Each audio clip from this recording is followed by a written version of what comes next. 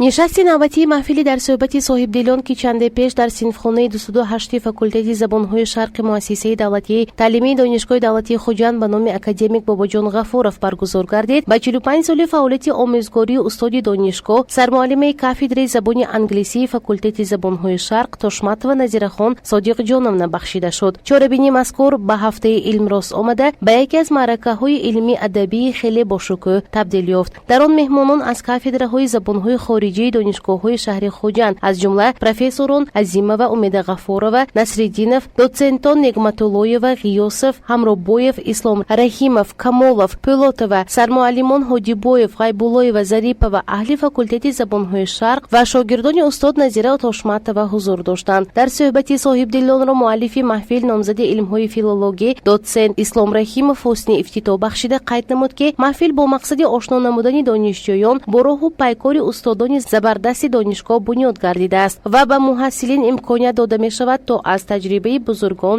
сабақ бигиранд. Маҳфилро маърузаҳои пурмуҳтавои профессор Умеда Ғафурова, доцент Негматуллоева, Ғиёсов, доцентон Негматуллоева, Ғиёсов, Ҳамробоев такомул бахшида ба иштирокчиён маълумоту дониши ҷадид пешкаш гардид. Ҳамаи маърузачиён дар мавриди саҳми босазои устод Назира Тошматова сухан ронда, иттифоқ бар он буданд ки муаллима намунаи боризи омӯзгори фарҳехта ва инсони нотакрор ҳастанд. Ҳамчунин устод Назира Тошматова дар бораи сафарҳои зиёди кориашон ба кишварҳои гуногуни ҷаҳон нақл карданд. Назира Тошматова зикр намуданд ки зеботару бошукӯҳтар аз кишвари зебоманзари худ сарзаминеро надиданд ва ифтихор аз он доранд ки 45 соли умри хешро барои таълиму тарбияи тоҷикистониён бахшиданд. Дар фарҷоми маҳфил донишҷӯён ба устод Назира Тошматова саволҳои зиёд дода ба таври суҳбати озод аз кору афкори муаллимаи арҷманд баҳраманд гардиданд.